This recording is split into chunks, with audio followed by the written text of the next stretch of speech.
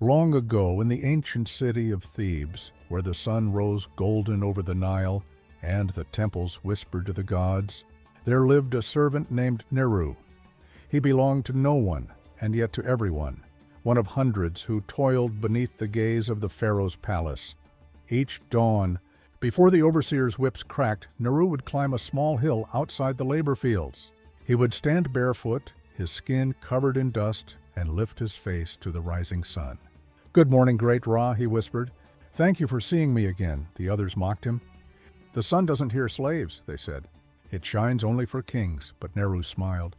"If the sun shines only for kings, why does it warm my face the same as theirs?" Every morning, without fail, he greeted the sun. It became his quiet rebellion, his way of believing that, somehow, he was more than what the world told him he was. That year, the Pharaoh decreed the building of a new monument, taller than any before, a stone tower meant to touch the sky itself. The work began at dawn and ended past dusk. Under the desert heat, men fainted, fell, and were replaced like broken tools. Neru carried stones heavier than his own body, but every sunrise he still whispered his greeting to the sun before lifting the first block. One morning the overseer noticed. "You waste time with your foolish prayers," he barked. "The sun is no god of yours. It belongs to the Pharaoh." Neru bowed slightly, but his eyes did not fall. Then may the Pharaoh never forget to thank him for it. For that, he was whipped and left bleeding in the sand. Yet when the morning came again, he limped to the hill and spoke to the sun once more. "I am still here," he whispered, smiling through cracked lips. "Thank you for rising again," the overseer shook his head. "You'll die for nothing, slave." And Neru answered softly, "No one dies for nothing if they've spoken to the light." Months passed. The tower rose high enough to cast its shadow over the workers themselves, a monument to human ambition, but also to suffering. Then, one day, a violent sandstorm struck the worksite. The air turned red, the wind screamed like the voice of angry gods. Men fled in terror as scaffolds collapsed and stones rolled down the slope. Neru ran to help a young boy trapped beneath a beam. He lifted, pushed, and strained until the boy crawled free, just as another gust of wind sent the tower's peak crashing down. When the storm cleared, they found Neru buried beneath the fallen stones. His hands were still reaching upward, as if toward the sun. The overseer ordered his body left in the sand. A slave's death needs no burial. But the boy he saved knelt beside him and covered his face with his own tattered cloth. "He said the sun listens," the boy whispered. "Then maybe it will remember him." That night, as silence fell over the desert, the Pharaoh dreamed. He saw the sun dim, turning to a dull red disk, and the Nile drying into dust. He climbed his tower, higher and higher, but the light kept retreating from him. When he looked down, he saw the faces of the dead, laborers, slaves, nameless men, and one face among them shining faintly like a lantern. A voice echoed through the dream. "The light you tried to own was never yours. It belonged to all who looked upon it." The Pharaoh awoke, trembling. He summoned his priests and demanded to know who the man in his dream was. They searched the quarries and brought him the story of the servant who greeted the sun.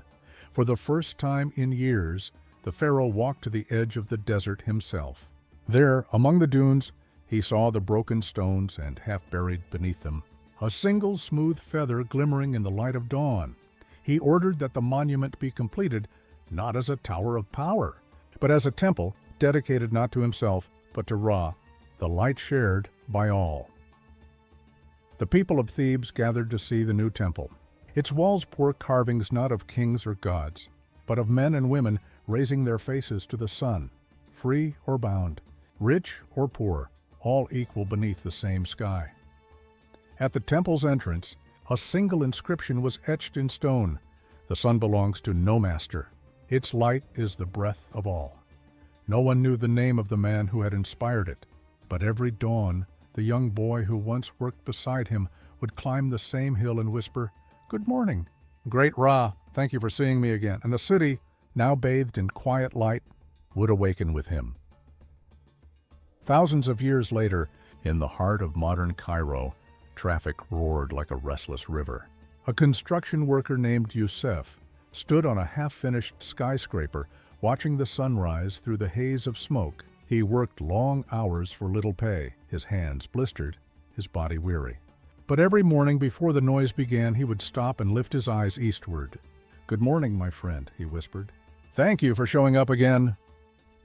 One morning, his co-worker asked, half laughing, "You really think the sun cares, brother?" Yusef smiled. "Maybe not. But when I talk to it, I remember that I'm still here, and that's enough." He turned back to his work as the city lit up. Down below, people rushed to jobs they didn't love, lives they didn't choose. But for one brief moment, all of Cairo shimmered under the same light, the same one that once rose over Thebes and over a nameless servant who dared to speak to it.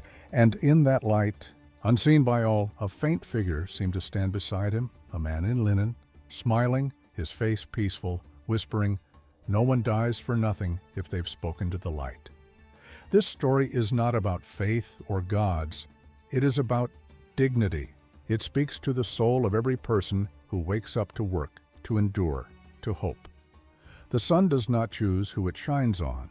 And in remembering that, we remember that worth is not given by power, but by presence.